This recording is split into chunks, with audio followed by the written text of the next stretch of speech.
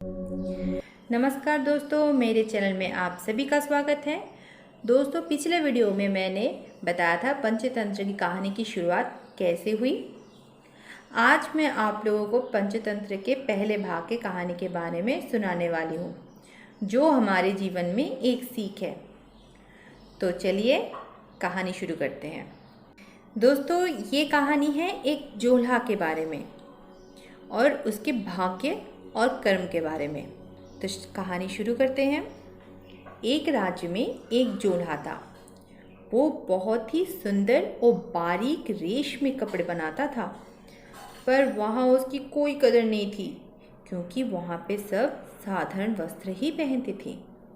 एक दिन जोल्हा ने सोचा कि विदेश जाऊं और वहाँ जाके व्यापार करूं। विदेशों में ऐसे कपड़ों की कदर भी है और सही मूल्य भी मिलेगा। तो वो घर छोड़ के विदेश चला गया और वहाँ 3 साल कड़ी मेहनत की और 300 सोने के मोहर जमा कर लिए। अब वो घर की तरफ लौटने का सोचा। घर के रास्ते में था घना जंगल और रात भी हो गई थी। तो जोल्हा ने एक बड़ा पेड़ देखा और सोचा, क्यों ना इसी पेड़ पे चढ़ के थोड़ी देर आराम कर लूं। कुछ देर बाद अचानक जोल्हा को 2 लोगों की आवाज़ें सुनाई देने लगी। वो दोनों लोग आपस में बात कर रहे थे। वो 2 में से एक था भाग्य पुरुष और दूसरा था कर्म पुरुष। भाग्य पुरुष कर्म पुरुष से कहा कि तुमने जोल्हा को इतने सारे मोहर तो दिलवा दिए, पर क्या वो इसका सही इस्तेमाल करेगा? मैं कर्म पुरुष हूँ, मेरा काम है योग्य कर्म का फल देना, जो मैंने दिया। तुम भाग्य पुरुष हो, अब तुम निर्णय करो कि वो धन उसके भाग्य में है या नहीं। दोनों के वार्तालाप सुनने के बाद जैसे ही जोल्हा ने अपनी कमर में बंधी मोहर की थैली देखने गए, अचानक से गायब हो गई। हताश होकर वो सुबह अपने घर की तरफ जाने लगा। तभी रास्ते में भाग्य और कर्म पुरुष से भेंट हो गई। फिर उन्होंने जोल्हा से पूछा, क्या बात है, बड़े उदास दिखाई दे रहे हो, क्या हुआ भाई? जोल्हा ने शुरू से सब कुछ बताया। तब कर्म और भाग्य पुरुष ने कहा, तुम इतने सारे मोहर का क्या करते? तो फिर जोल्हा ने कहा, कभी सोचा नहीं।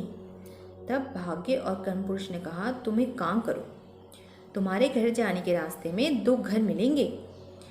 एक घर के मालिक का नाम है चंद्र और दूसरे घर के मालिक का नाम है हरि। दोनों के घर में एक एक रात रुक के जाना। जोल्हा पहले चंद्र के घर गया और देखा घर तो काफ़ी अच्छा है, घर के हालात भी काफ़ी अच्छे हैं। जोल्हा ने दरवाज़ा खटखटाया। आवाज़ सुन के चंद्र बाहर आया और बड़े ही गुस्से में कहा, क्या है, इतनी रात को क्या चाहिए आपको? जोल्हा ने कहा, माफ़ कीजिए, रास्ता भटक गया हूँ, क्या मुझे आज रात थोड़ा खाना और सोने की जगह मिल सकती है? मैं बहुत थक गया हूँ। चंद्र ने साफ साफ मना कर दिया। जोल्हा सर चकराने का नाटक किया। तब जाके चंद्र ने जोल्हा को घर के अंदर बुलाया और बासी खाना और अस्तबल में सोने दिया। दूसरे दिन जोल्हा हरि के घर गया। हरि का घर था बहुत ही खराब हालत में। जोल्हा ने सोचा, ये तो शायद मुझे अंदर ही ना आने दे, पर हुआ कुछ और। जोल्हा को दरवाजे पे देख के हरि बहुत खुश हुआ और वो अपनी पत्नी से कहा, घर में मेहमान आए हैं, जल्दी कुछ खाने के लिए लेके आओ। हरि ने गरीब होने के बावजूद जोल्हा को सम्मान पूर्वक आदर के साथ अपने घर में रखा। अगले दिन सुबह जोल्हा अपने घर की तरफ निकला और रास्ते में कर्म और भाग्य पुरुष ने पूछा, अब बताओ जोल्हा, तुम किसकी तरह बनना चाहते हो? जोल्हा ने कहा कि मैं हरि की तरह बनना चाहता हूँ, क्योंकि गरीब होने के बावजूद भी हरि ने मेरा सम्मान किया और मेरा आदर भी किया। तो ज़्यादा धन जमा ना करके लोगों की भलाई के लिए खर्च करना चाहता हूँ। भाग्य पुरुष ने ये जवाब सुन के बहुत ही खुश हुए और जोधा को उसके सारे मोहर वापस कर दिए। तो दोस्तों, इस कहानी से सीख मिलती है कि क्यों झूठ मूठ का पैसा जोड़ के खादा भरे, क्यों ना दान करके पुण्य करे। शुक्रिया दोस्तों, ये कहानी आपको कैसी लगी कमेंट में ज़रूर बताइए और आप किस विषय के ऊपर कहानी सुनना चाहते हैं वो मुझे ज़रूर बताएं। मैं कोशिश करूँगी उस विषय के ऊपर कहानी सुनाने की। धन्यवाद।